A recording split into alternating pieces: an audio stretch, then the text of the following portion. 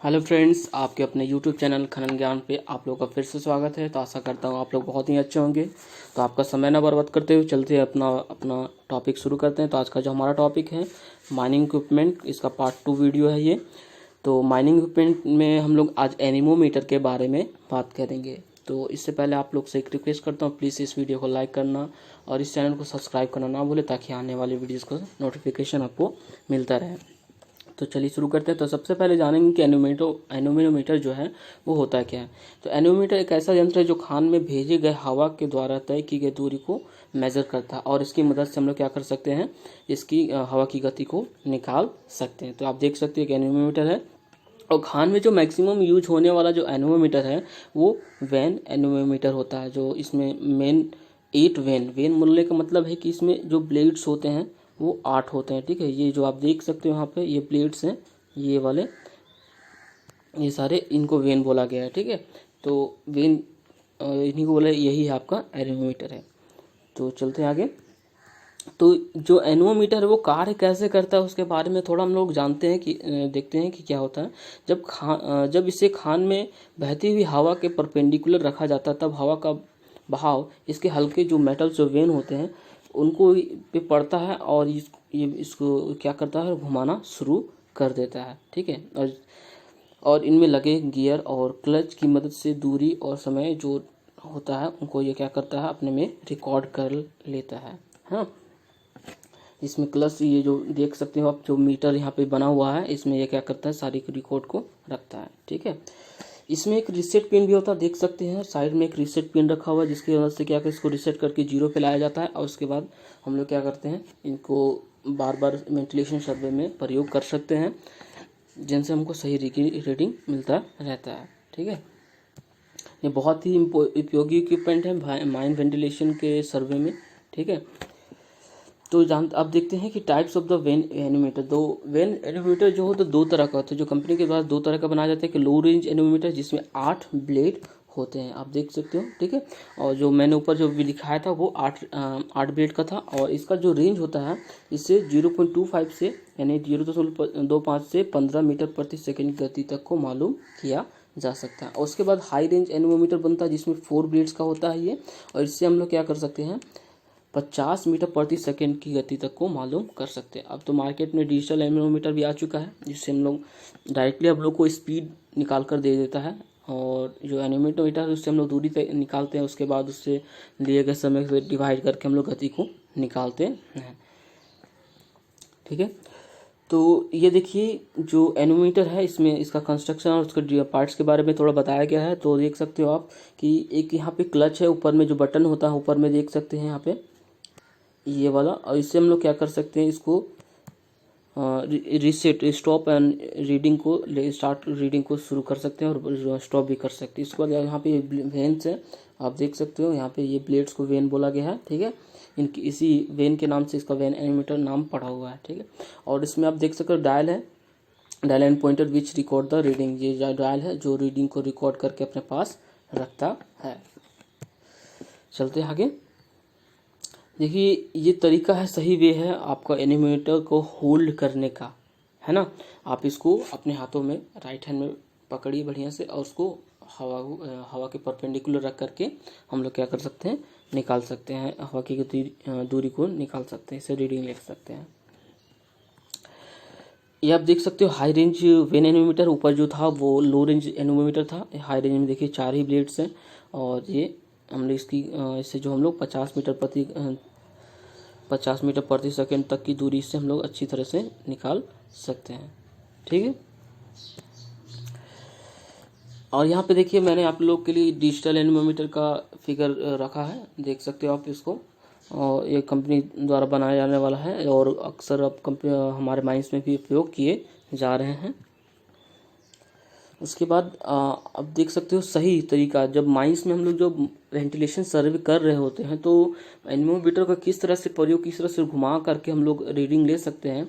तो आप यहाँ देख सकते हैं जो हमारा जो गैलरी का जो कंस्ट्रक्शन जो होता है वो क्या होता है, रेक्टेंगुलर होता है, आप देख सकते हो। और इसमें हम लोग क्या कर सकते हैं, इस तरह से ऊपर नीचे करते हुए ऊपर नीचे करते हुए हम लोग क्या कर सकते हैं, रीडिंग को लेते हैं ताकि हमारा जो रीडिंग हो वो सही आए। ठीक है, अगर हमारा फेस बहुत ही बड़ा होता है तो उसको हम लोग पार्ट वाइज करके 4 पार्ट में डिवाइड करके उसी सेम वे को अप्लाई करके हम लोग रीडिंग लेते हैं और उसका फिर एवरेज निकाल लेते हैं। और ये हमारा जो तरीका नेक्स्ट जो हमारा जब गैलरी किसी तरह से ख़राब कंस्ट्रक्ट होता है तो इस तरह से हम लोग निकालते हैं। ठीक है, और एक तरीका और होता है जो हम लोग माइंस में अक्सर यूज करते हैं कि हम लोग 8 बनाते हुए, ठीक है, इस तरह से 8 बनाते हुए हम लोग रीडिंग भी लेते हैं। ये भी एक सही तरीका है और अक्सर माइंस में ये इस तरह के यूज़ किया ही जाता है। ठीक है,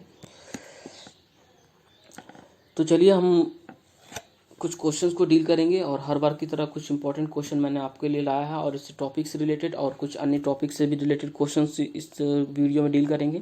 और ये बहुत ही महत्वपूर्ण क्वेश्चंस है, एग्जाम में अक्सर आते हैं, तो इन क्वेश्चंस को स्किप ना करें, अच्छे से सुने समझें। और जिनको पता है उनके लिए तो बहुत ही अच्छा रिवाइज हो जाएगा और जिनको नहीं पता है उनके लिए बहुत ही इंपॉर्टेंट क्वेश्चन होंगे, तो ध्यान से सुनेंगे। तो चलिए शुरू करते हैं। निम्न में से कौन सा यंत्र खान में वायु की गति मेजर करने के लिए प्रयोग में आता है? ये क्वेश्चन आप देख सकते हो। ऑप्शन क्या है, तो ऑप्शन है एनोमीटर, वेलोमीटर, बोथ। तो दोनों का दोनों ही क्या होता है, माइंस में गति को मेजर करने में प्रयोग किया जाता है। हालांकि एनोमीटर जो है वो सिर्फ दूरी निकाल कर हमको देता है, तो हम लोग उसको क्या करते हैं, वेलोसिटी निकाल लेते हैं। अगर सिर्फ वेलोसिटी की बात करें तो डायरेक्टली हम लोग को जो होता है वेलोमीटर देता है गति, माइंस में जो हवा का गति निकालने के लिए वेलोमीटर डायरेक्ट रीडिंग देता है। तो अगर ध्यान रखेंगे, अगर सिर्फ वेलोसिटी की बात करें तो हम लोग वेलोमीटर का आंसर सही करेंगे, और स्पीड निकालने की बात करें तो दोनों को आंसर ठीक करेंगे। ठीक है, आशा करता हूँ कंफ्यूज ना हुए होंगे। हमारा जो अगला क्वेश्चन है, एनोमीटर से मेजर की जाने वाले सबसे अधिक गति।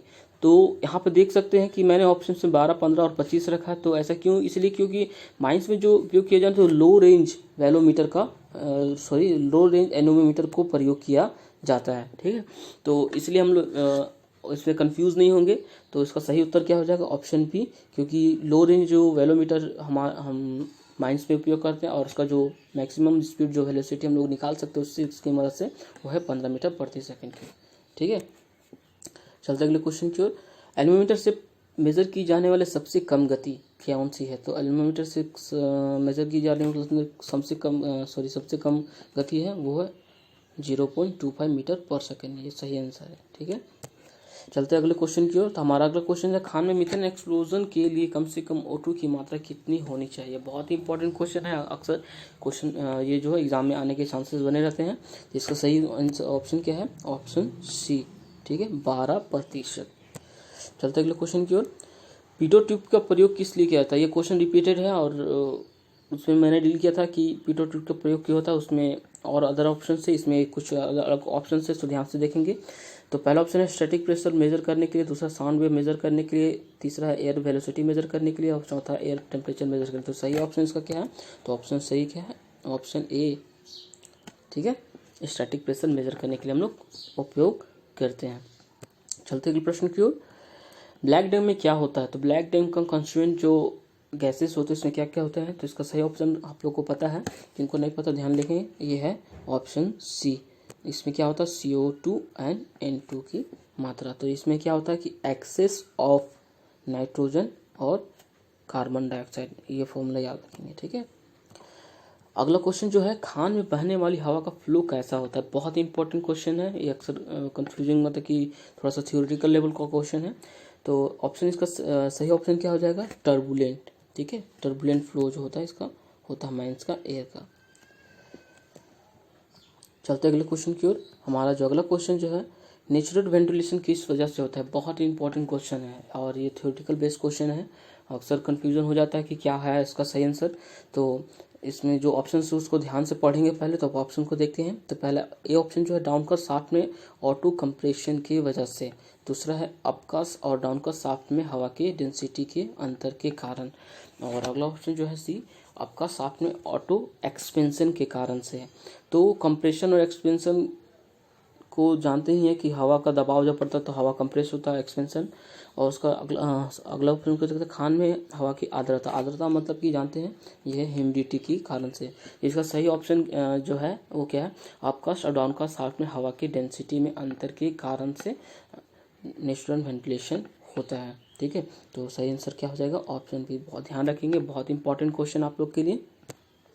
तो चलते हैं अगले क्वेश्चन की। हमारा जो अगला क्वेश्चन है, डक्ट में एनेमोमीटर के द्वारा ली गई रीडिंग के बदलाव का सबसे ज़्यादा प्रभावित कौन करता है? तो डक्ट में यानी कि जो एयर डक्ट होता है उसमें जब एनेमोमीटर से रीडिंग जब हम लोग लेते हैं, एयर डक्ट जो होता है, तो उसमें जो होता है हवा के जो रीडिंग एनेमोमीटर के द्वारा, तो उसमें बदलाव का सबसे बड़ा रीज़न क्या हो सकता है? तो इसका सही आंसर क्या हो जाएगा? तो इसका सही आंसर है जो एयर डक्ट होता है उसके दीवारों, जो इसके दीवार होते हैं उसमें रफनेस के कारण, ठीक है, रफनेस के कारण से ऐसा होता है। ठीक है, तो ध्यान रखेंगे, बहुत इंपॉर्टेंट क्वेश्चन है। तो आशा करता हूँ सारे क्वेश्चंस आपको अच्छी तरह समझ में आ गए होंगे और आपको याद भी हो गए होंगे, और जिनको याद नहीं हो तो प्लीज़ वीडियो को दोबारा देख ले और उसको नोट डाउन कर ले, ताकि आने वाले जितने भी एग्जाम्स हैं इसमें आपको बहुत ही ज़्यादा सहायता हो, मदद हो। ठीक है, तो आज के लिए इतना ही।